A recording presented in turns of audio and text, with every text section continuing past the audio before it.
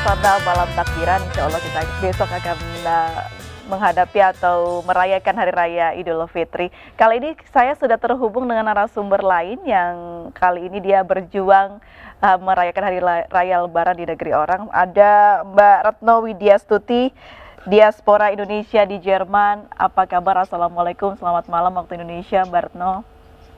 Waalaikumsalam warahmatullahi wabarakatuh. Selamat malam, Mbak. Terima kasih sudah menyempatkan untuk berbagi informasi, berbincang bersama kami di Indonesia Bicara, Mbak Retno. Mbak Retno sudah berapa lama tinggal di Jerman? Alhamdulillah sekarang sudah memasuki 4 tahun di Jerman. 4 tahun. Jadi sejak Terakhir 2017. Pulang ke Indonesia kapan, Mbak Retno? Alhamdulillah kemarin sempat pulang akhir tahun kemarin, 2020 kemarin. Sempat pulang ya? Iya. Dan kembali lagi ke Jerman. Kembali lagi ke Jerman. Baik, ketika itu situasinya seperti apa? Pandemi masih sangat tinggi kan Mbak ya di sana? Iya betul Mbak, kemarin pulang qadarullah karena orang tua meninggal karena COVID. Jadi walaupun kondisi agak ini ya serba nggak enak ya baik di Indonesia maupun di Jerman. Jadi saya pulang ke Indonesia gitu untuk datang melihat langsung gimana. Baik, sebelumnya saya mengucapkan duka cita Mbak Retno atas meninggalnya orang tua. Baik, bisa diceritakan Mbak seperti apa pengalaman berpuasa di Jerman? Ya, jadi lumayan banget ya Mbak ya. Pas saya datang ke Jerman pertama kali, itu pas masih musim panas Ramadannya gitu. Jadi ketika Ramadan musim panas, which is itu berarti puasanya lebih panjang. Kalau untuk tahun ini karena musim semi, jadi tidak sepanjang musim panas. Musim panas jadi sampai berapa jam Mbak puasanya? Kalau lagi puncak musim panas bisa 17 jam Mbak. Kalau sekarang sih, iya kalau sekarang sekitar antara 13 sampai 15 jam. Seperti apa Mbak Retno beradaptasinya ketika itu? 17 jam bukan waktu yang sebentar ya Mbak ya? Iya betul banget Mbak. Jadi kalau pas musim panas, biasanya kita ada membagi waktunya Mbak. Jadi ketika sahur memang awal banget gitu ya, jam 3 harus sudah mulai sahur, udah masuk subuh. Terus kita langsung sahur, sholat subuh, ngaji sebentar, kemudian tidur biasanya. Jadi tidurnya banyak. Habis itu baru aktivitas seperti biasa. Habis itu kita baru biasanya siang aktivitas, terus agak sorean itu tidur lagi. Jadi memang banyak-banyak tidur gitu Mbak. Baik. Tapi alhamdulillah so far tetap ada kegiatan yang lain, kita ada pengajian dan lain-lainnya. Baik, soal komunitas lalu sholat tarawih bersama, apakah ada Mbak di lingkungan Anda? Iya, kalau sebelum pandemi kita khususnya di Bonn ya, saya tinggal di Bonn, mantan ibu kota Jerman Barat masa lalu. Jadi di sini kami ada namanya Indonesia Muslim Bonn. Kita dulu sebelum pandemi ada buka bersama dan sekaligus sholat tarawih bersama. Jadi di rumah salah satu masyarakat Indonesia. Tapi karena pandemi sejak tahun lalu kita biasanya sekarang hanya online aja. Jadi nggak ada sholat tarawih bersama, tapi kita tetap ada pengajian sebelum berbuka puasa. Kemudian khusus tahun ini kita juga ada program berbagi takjil dan lauk untuk teman-teman student khususnya untuk mahasiswa yang ada di sekitar Bonn dan Köln. Gitu. Jadi tetap rasa Ramadannya bisa menikmati masakan Indonesia dari para ibu-ibu gitu, kita memberikan berbagi makanan tersebut gitu. Baik. Apa Mbak Retno yang paling dikangenin dari Indonesia kalau bulan Ramadan? Tentunya kalau bulan Ramadan di Indonesia saya senang banget ketika suasana ada sholat berjamaah di masjid rame-rame ya. Kemudian suasana pasar kagetnya ketika mau buka puasa. Nah itu yang kita kangenin, di sini nggak ada kayak gitu. Kulineran khas-khas Indonesia tidak ada di sana Mbak?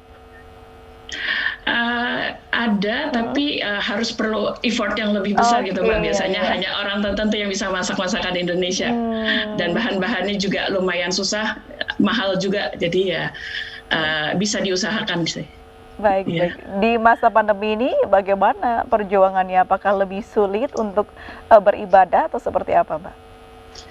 Iya, kalau untuk beribadah sejauh ini pemerintah Jerman tetap memberikan akses ya karena diberikan akses untuk misalnya ke masjid kayak gitu, misalnya untuk sholat tarawih maupun sholat Jumat itu tetap ada, namun dengan aturan yang cukup ketat. Misalnya kalau jumlah orangnya itu dibatasi, kemudian juga harus didata ketika kita mau ke sana, harus mendaftar nama, alamat, nomor telepon itu harus didata dan siapa cepat dia dapat karena kan tadi kapasitasnya yang biasanya misalnya penuh bisa 100 orang, sekarang bisa berkurang 1/4 atau setengahnya maksimal.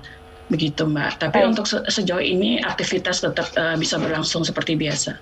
Baik.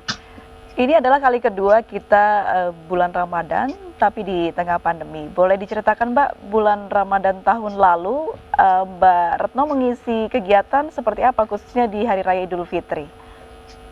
Iya, tahun lalu kita pas Idul Fitri ya sedih ya, jadi kita hanya bisa online aja gitu ya, sholat Idul Fitrinya di rumah masing-masing gitu.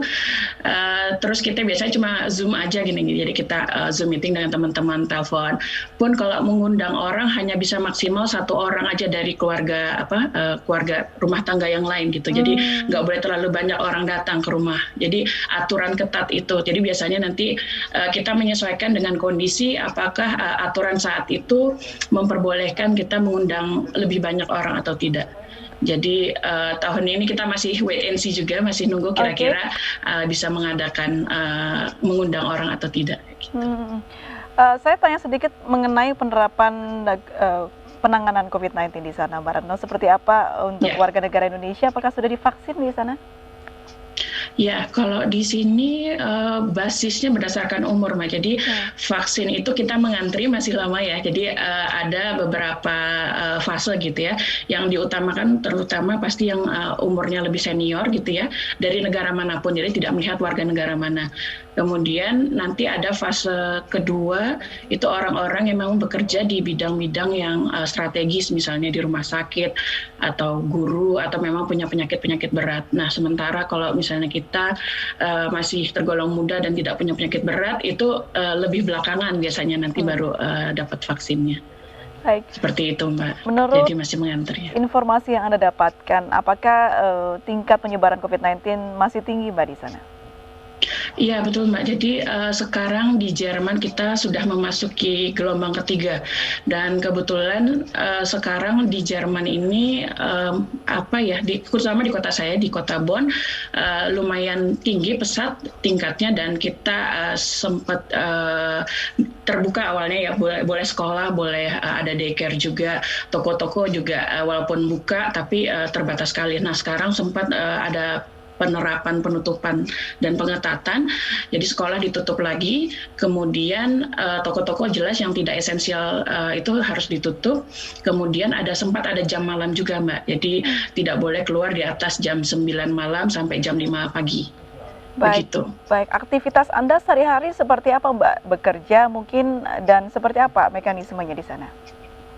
Ya, kalau saya pribadi saya sedang berkuliah di sini, sedang S3. Sejauh ini saya kuliah online, basisnya online. Juga kerja pun dari kerja sistemnya online, jadi tidak banyak keluar rumah.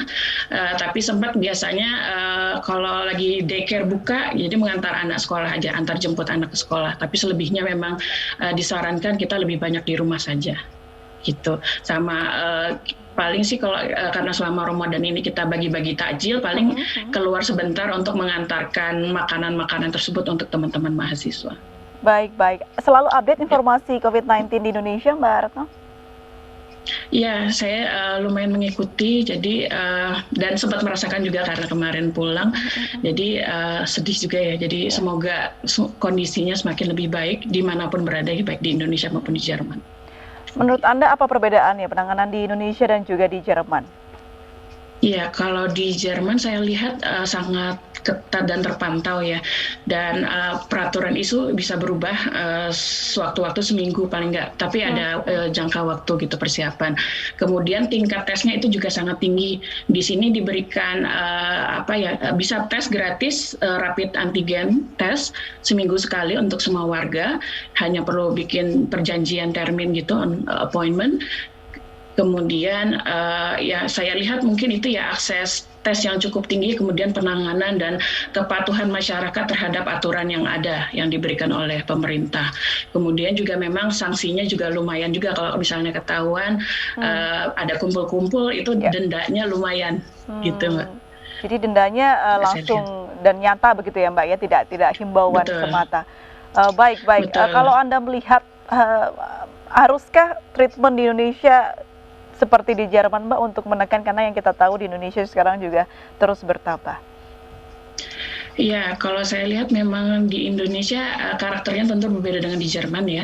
Tapi yang saya harapkan adalah kepatuhan masyarakat gitu ya, untuk saling menjaga baik diri sendiri maupun keluarganya. Kemudian mungkin dari pemerintah juga bisa memberikan akses tadi tes kalau bisa gratis gitu ya, rapid antigen kepada masyarakat. Jadi mungkin salah satu hambatan yang dialami ketika saya ya, terutama saya pas di Indonesia, kita mau tes masih mikir biaya nih karena ya walaupun cuma mungkin beberapa ratus ribu, tapi dikali berapa jumlah anggota keluarga yang itu mungkin agak sulit.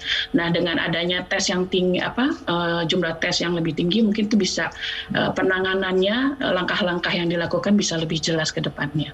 Baik, pertanyaan terakhir Mbak Retno, boleh Anda sampaikan mungkin salam untuk keluarga yang ada di Indonesia, mengingat ini malam takbiran, besok adalah Lebaran Hari Raya Idul Fitri. Ya. Ya, untuk keluarga saya juga untuk seluruh masyarakat Indonesia, taqabbalallahu minna wa minkum, selamat Hari Raya Idul Fitri bagi yang merayakan. Walaupun di tengah pandemi, semoga kita tetap bisa terus berjuang ya, bertahan, dan semoga ibadah Ramadan yang kita laksanakan saat ini bisa diterima Allah dan barokah selalu. Itu. Amin ya rabbal alamin. Terima kasih Mbak Retno Widyastuti sudah bergabung dan berbincang bersama kami. Sehat selalu Mbak Retno. Assalamualaikum. Terima kasih banyak. Waalaikumsalam warahmatullahi wabarakatuh. Pemirsa, kita masih ada satu segmen lagi untuk membahas di malam spesial ini, malam takbiran. Tetaplah bersama kami di Indonesia Bicara.